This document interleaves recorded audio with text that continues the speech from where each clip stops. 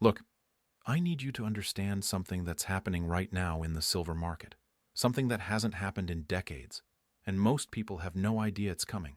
Silver just hit record highs, and everyone thinks the move is over. They're wrong. Dead wrong. Because what's driving this isn't speculation. It's not retail investors piling in. It's something far more fundamental, far more powerful, and far more inevitable. We're watching the setup for what could be the most explosive move in silver's history, and I'm going to show you exactly why.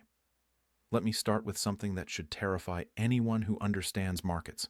For 5 consecutive years, the silver market has been in deficit. 5 years. That means for 5 straight years, the world has consumed more silver than it produces. Think about that.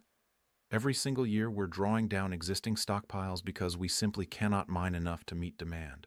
This isn't normal. This isn't a temporary blip. This is a structural shift in the market that's accelerating, not slowing down. Industrial demand for silver now accounts for nearly 60% of total consumption. 60%. And this isn't jewelry or investment demand that can fluctuate with sentiment. This is hard industrial use. Solar panels, electric vehicles, 5G infrastructure, electronics, medical devices, water purification. These industries don't have a choice. They need silver. There is no substitute that works as well. Every single solar panel requires about 20 grams of silver. The solar industry alone consumed over 150 million ounces last year, and solar installations are projected to double over the next few years as countries race to meet climate targets. That's not speculation. That's government policy driving guaranteed demand. Electric vehicles use twice as much silver as traditional cars.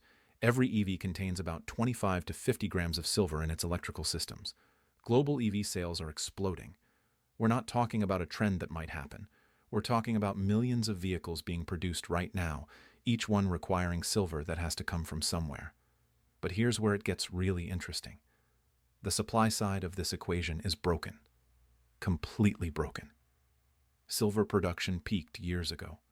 Most silver comes as a byproduct of mining other metals like copper, lead, and zinc. You can't just decide to mine more silver when the price goes up. It doesn't work that way. If copper demand is soft, silver production drops regardless of silver's price.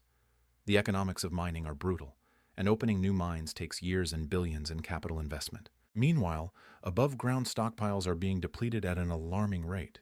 The silver that's been accumulated over decades is being consumed by industry, and it's not coming back. When silver goes into a solar panel or an electronic circuit board, it's gone. It's not like gold sitting in a vault that can be resold. It's consumed, destroyed, removed from the market permanently. The Silver Institute's data shows total silver demand exceeded 1.1 billion ounces while new supply couldn't keep pace. That deficit has to be filled from somewhere, and those somewheres are running dry. Now let me tell you what the smart money is doing while everyone else is distracted. Central banks around the world are accumulating precious metals at the fastest pace in decades. They're not stupid. They see the same data we're looking at. They understand that the monetary system is under stress. They're watching the dollar's dominance erode. They're seeing inflation that refuses to die despite aggressive rate hikes. And they're protecting themselves. The BRICS nations are actively working to reduce dollar dependence. They're settling trade in local currencies. They're building alternative payment systems. They're accumulating gold and silver as monetary reserves. This isn't conspiracy theory. This is documented policy from major economies representing half the world's population. When countries start questioning the dollar's role as the global reserve currency, precious metals become the ultimate safe haven. Because unlike fiat currency, you can't print more silver. You can't create it out of thin air with a keystroke. It has to be mined from the ground, and that takes time, energy, and massive capital investment. Let me paint you a picture of what happened the last time silver really moved. In the late 70s, silver went from $5 an ounce to $50 in less than 2 years. That's a 10 times move. People who understood what was happening made generational wealth. Those who didn't missed the opportunity of a lifetime. What drove that move? Inflation, currency debasement, loss of confidence in the dollar. Sound familiar? But here's the critical difference between then and now. In the 70s, silver was primarily a monetary metal. Today, it's both a monetary metal and an industrial commodity that's absolutely essential to modern technology. The demand dynamics are far more powerful now than they were then. Back then, you could increase supply relatively quickly when prices rose. Today, you can't. The easy silver has been mined. What's left is deeper, lower grade, more expensive to extract. And remember, most silver production is tied to other metals. You can't just flip a switch and produce more. The setup today is actually more explosive than it was in the 70s. We have structural supply deficits. We have industrial demand that's non-negotiable. We have monetary uncertainty driving safe haven demand. And we have a market that's still relatively small and illiquid compared to other assets. The entire above-ground silver market is worth maybe $50 billion. That's nothing. That's less than the market cap of many individual tech companies. When serious money starts flowing into silver, the price impact will be massive because there simply isn't enough supply to absorb large institutional buying. Speaking of which, let me show you what's happening in the paper silver market. The COMEX, where silver futures trade, has been showing some very interesting patterns. The ratio of paper silver claims to physical silver available for delivery has been expanding. There are far more claims on silver than there is actual metal in the warehouses. This works fine until it doesn't, until someone actually wants to take delivery, until the paper market and the physical market disconnect. And we're seeing early signs of that stress. Physical silver premiums have been elevated for months. That means people are paying significantly more than the spot price to get actual metal in their hands. When premiums expand, it's a sign that physical supply is tight. It's a warning that the paper price and the physical reality are diverging. If you understand market mechanics, you know what happens when paper markets lose credibility. The price has to adjust to reflect physical reality, and physical reality right now is screaming shortage. Major mints around the world have been struggling to keep up with demand for silver coins and bars. Wait times have extended. Premiums have spiked. This is happening while the paper price has been relatively stable. That disconnect can't last forever. Now, I want to talk about something that affects a lot of people watching this: retirement security. If you're sitting on retirement savings in traditional accounts, you're exposed to currency risk, whether you realize it or not. Your dollars, your bonds, your stock portfolio, they're all denominated in a currency that's being systematically devalued through money printing and deficit spending. Quick aside here, if you have $100,000 or more in retirement accounts, I put together a free guide on how gold IRAs work. It's in the description below. It covers how you can get physical precious metals into your retirement account without triggering tax penalties. Worth checking out if protecting your retirement from currency debasement is something you're thinking about. Anyway, back to what's happening in the silver market right now. Let me tell you about the gold to silver ratio, because this is critical for understanding where silver is headed. Historically, silver has traded at a ratio of about 15 to 1 against gold, meaning 15 ounces of silver would buy you 1 ounce of gold. That ratio is based on the relative abundance of the metals in the Earth's crust and has held relatively stable for centuries. Right now, that ratio is completely out of whack. It's been trading anywhere from 70 to 90 to 1 in recent years. That means silver is historically cheap relative to gold, absurdly cheap. When this ratio reverts to historical norms, and it always does eventually, silver will massively outperform gold. If gold is at $2,000 and the ratio goes to 15 to 1, silver would be at $133 an ounce. That's a multiple of current prices. But here's what makes this even more compelling. Gold doesn't have the same industrial demand story that silver has. Gold is primarily a monetary metal. Silver has to serve two masters. It has to meet industrial demand that's growing exponentially, and it has to serve as a monetary safe haven during times of currency stress. That dual demand is what makes silver so explosive. You have industrial users who must have it regardless of price, competing with investors who want it as protection. That's a recipe for a supply squeeze that could send prices parabolic. Let me walk you through what a real supply squeeze looks like, because most people have never experienced one. Imagine you're a manufacturer who needs silver for your production line. You've been buying it at $25 an ounce, and that's built into your cost structure. Suddenly, physical silver becomes horror alert. Silver is gearing up for the biggest move ever. Watch. Look, I need you to understand something that's happening right now in the silver market, something that hasn't happened in decades, and most people have no idea it's coming. Silver just hit record highs, and everyone thinks the move is over. They're wrong. Dead wrong. Because what's driving this isn't speculation. It's not retail investors piling in. It's something far more fundamental, far more powerful, and far more inevitable.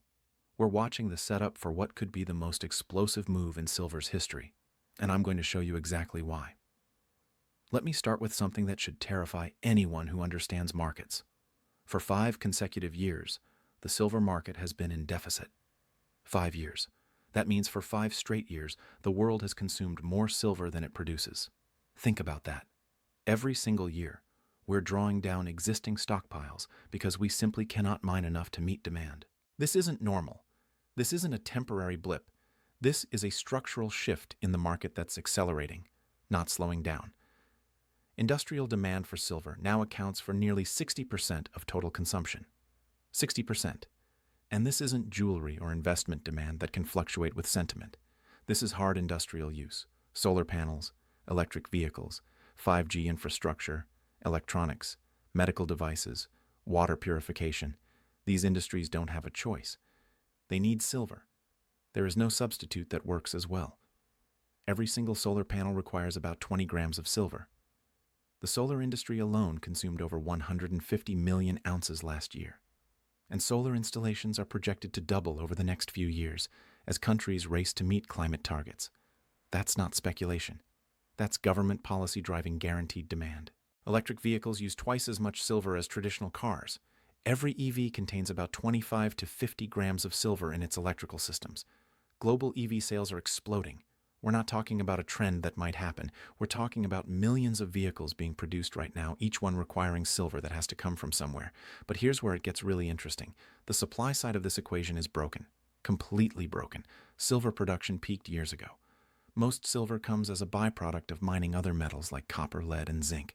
You can't just decide to mine more silver when the price goes up. It doesn't work that way. If copper demand is soft, silver production drops regardless of silver's price. The economics of mining are brutal, and opening new mines takes years and billions in capital investment. Above-ground stockpiles are being depleted at an alarming rate. The strategic reserves that used to buffer supply and demand are disappearing, and once they're gone, there's no cushion, no safety net, just raw supply and demand dynamics with no ability to quickly increase production. Let me paint you a picture of what happened in the past when silver markets got tight. In 1980, silver went from $5 to $50 in a matter of months. The Hunt brothers tried to corner the market, but the real story was that industrial users were panicking about supply. They were buying at any price because they needed silver to keep their factories running. In 2011, silver went from $18 to nearly $50 in less than 6 months. That move was driven by investment demand, sure, but it was amplified by the fact that the market was already tight. When investment demand hit a market with limited supply, the price went parabolic. Now look at where we are today. We have structural deficits. We have industrial demand that's mandatory, not optional. We have depleting stockpiles, and we have investment demand that's just starting to wake up to this reality. The silver-to-gold ratio tells you everything you need to know about how undervalued silver is right now. Historically, this ratio averages around 60 to 1. That means it takes 60 ounces of silver to buy 1 ounce of gold. Right now, even after silver's recent rally, the ratio is still elevated compared to historical norms. But here's what most people miss. When silver moves, it doesn't just catch up to gold. It overshoots, dramatically. In every major precious metals bull market, silver outperforms gold by multiples. In the 70s, gold went up 20 times. Silver went up 40 times. In the 2000 to 2011 bull market, gold tripled. Silver went up 10 times. Why does this happen? Because silver is a smaller market. It takes far less capital to move the price. When institutional money starts flowing in, when retail investors pile in, when industrial users start panic buying to secure supply, the price can move violently in a very short period of time. And we're seeing the early signs of this right now. Silver ETF holdings are starting to increase after years of outflows. That's institutional money positioning. Central banks around the world are diversifying reserves, and while they focus primarily on gold, the spillover effect into silver is significant. When confidence in fiat currencies erodes, precious metals benefit, and silver benefits more because of its leverage to gold. Let me tell you about something that's happening behind the scenes that almost nobody is talking about. The COMEX, the major exchange where silver futures trade, has been experiencing unusual tightness. The amount of physical silver available for delivery has been declining. Traders who want to take physical delivery are finding it harder to get metal. This matters because the paper silver market is massive compared to the physical market. There are far more claims on silver through futures contracts and ETFs than there is actual physical metal to back those claims. It's a fractional reserve system, just like banking. And just like banking, It works fine until everyone wants their metal at the same time. We saw a preview of this a few years ago when retail investors started buying physical silver coins in bars. Premiums exploded, dealers ran out of inventory, mints couldn't keep up with demand. And this was just retail demand. Imagine what happens when industrial users start competing for physical metal because they're worried about supply chains. The geopolitical situation is adding fuel to this fire. Countries are looking to reduce dependence on the dollar. They're accumulating hard assets. Trade tensions are disrupting supply chains. Mining operations in certain countries face political risk. The smooth flow of commodities that we took for granted for decades is becoming less reliable. Silver mining is concentrated in just a few countries. Mexico, Peru, China, Australia, and Chile account for the majority of global production. Any disruption in these regions, whether from political instability, labor strikes, environmental regulations, or natural disasters, immediately impacts global supply, and there's no quick way to replace that production. Now let me talk about something that's relevant if you're thinking about your financial future and retirement security. A lot of people are looking at what's happening with inflation, with currency debasement, with the instability in traditional markets, and they're asking how to protect wealth. Physical precious metals have been the answer to that question for thousands of years. If you have significant retirement savings, over $100,000 in IRAs or 401ks, there's a way to get physical gold and silver into those accounts without triggering taxes or penalties. It's called a gold IRA, and I put together a free guide that explains exactly how it works. You'll find it in the description below. It covers the process, the rules, the custodians, everything you need to know. Worth looking at if protecting your retirement is something you're thinking about. But let me get back to why this silver move is just getting started. The technical picture on silver is incredibly bullish.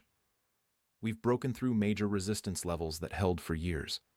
The chart pattern looks like a coiled spring that's just been released. Momentum indicators are showing strength, not exhaustion. Volume is confirming the move. This isn't a blow-off top. This is the beginning of a sustained trend. When you combine technical strength with fundamental drivers, you get moves that surprise everyone with their magnitude and duration. The fundamentals create the underlying pressure. The technicals show you when that pressure is about to release. And right now, both are aligned. Think about the psychology of this market. Most investors don't own silver. It's not in their portfolios. It's not something their financial advisors recommend. It's been ignored and dismissed for years as a relic, as a speculation, as something that doesn't belong in modern portfolios. But when silver starts moving, when it's making headlines, when people see it going up day after day, that psychology changes fast. FOMO kicks in, fear of missing out. Suddenly, everyone wants exposure. And in a small market like silver, that rush of capital creates explosive moves. We're already seeing this in search trends and social media activity. Interest in silver is spiking. Retail platforms are reporting increased trading volume. Coin dealers are seeing pickup in demand. These are early indicators of a broader shift in sentiment that's just beginning. The institutional side is even more interesting. Hedge funds and commodity trading advisors follow trends. When silver breaks out technically, their algorithms start buying. They don't care about the fundamentals. They just follow price momentum, and their buying creates more momentum, which triggers more buying. It's a self-reinforcing cycle that can push prices far beyond what fundamental analysis would suggest. Let me give you some context on what far beyond might mean. If silver just returned to its inflation-adjusted high from 1980, we're talking about prices well over $100 per ounce. Some analysts argue that when you account for monetary expansion, currency debasement, and the growth in industrial demand, the true inflation-adjusted equivalent would be even higher. Now, I'm not saying silver is going to $100 tomorrow. Markets don't move in straight lines. There will be pullbacks, consolidations, periods of doubt, but the trajectory is clear. The fundamentals support significantly higher prices. The technical setup is bullish. The sentiment is shifting. And the supply-demand imbalance is getting worse, not better. Here's something that should concern anyone who thinks they can wait to see how this plays out. Physical silver is already getting harder to source. Premiums over spot price have been elevated for months. Delivery times are extending. When the real rush comes, when industrial users start competing with investors for available supply, you won't be able to get metal at any reasonable price. This happened before. In 2011, silver eagles were selling for $8 to $10 over spot price. Dealers had waiting lists. Mints were rationing production. and that was just from investment demand. Imagine what happens when industrial users, who need silver to keep production lines running, start bidding against investors who want it for wealth preservation. The smart money is positioning now. They're not waiting for confirmation. They're not waiting for mainstream media to tell them it's safe to buy. They're looking at the same data I'm showing you and making decisions based on probabilities and risk-reward ratios. And the risk-reward here is asymmetric. The downside is limited. Silver has industrial value. It has monetary value. It's been money for 5,000 years. Even in a worst-case scenario, it's not going to zero. But the upside? The upside is multiples of the current price if this thesis plays out. Let me tell you about what happened to people who ignored similar setups in the past. In the early 2000s, gold was trading around $300. People said it was too high, that it had already run up from its lows. They waited for a pullback that never came. Gold went to $1,900. The people who waited missed a six-fold return because they wanted confirmation.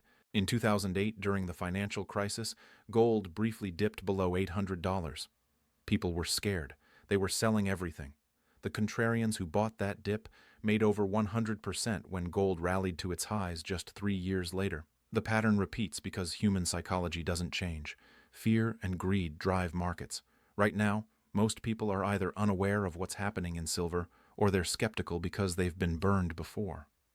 That skepticism creates opportunity for those who do their homework and act on evidence rather than emotion. Look at what central banks are doing. They're buying gold at record pace. Why? Because they understand that fiat currencies are being debased. They understand that the monetary system is under stress. They understand that hard assets provide insurance against systemic risk. And while central banks focus on gold, the same logic applies to silver, with the added benefit of industrial demand that gold doesn't have. The BRICS nations are working on alternatives to dollar-based trade. They're discussing commodity-backed currencies. They're accumulating gold and looking at other hard assets. This isn't conspiracy theory. This is openly discussed policy. And when the world's reserve currency status is in question, precious metals benefit. We're living through a monetary experiment that has no historical precedent. The amount of currency creation, the level of debt, the scale of central bank intervention, none of this has ever been tried before. And when experiments fail, when confidence erodes, when people look for safety, they return to what has worked for millennia. They return to real assets with intrinsic value. Silver is both a monetary metal and an industrial commodity. That dual nature gives it unique characteristics. It benefits from monetary debasement like gold, but it also benefits from technological advancement and industrial growth. You're getting two different demand drivers in one asset. The green energy transition alone is going to consume massive amounts of silver. Solar installations are accelerating globally. Every country has climate commitments. Every major corporation has sustainability goals. And solar is the most scalable renewable technology. Each gigawatt of solar capacity requires multiple tons of silver. The projections for solar growth over the next decade translate directly into hundreds of millions of ounces of silver demand. This demand is not price-sensitive in the way investment demand is. A solar panel manufacturer doesn't stop production because silver goes up 20%. They pass the cost through or absorb it because they have contracts to fulfill and installations to complete. This creates inelastic demand that supports prices even during broader market weakness. The same is true for electronics, for medical applications, for water purification, for all the industrial uses of silver. These industries need the metal. They will pay what they have to pay. And as supply gets tighter, they will compete more aggressively to secure what they need. We're approaching an inflection point. The market has been in deficit for years, but stockpiles masked the shortage. Those stockpiles are depleting. At some point, probably sooner than most people think, the market will have to clear at significantly higher prices.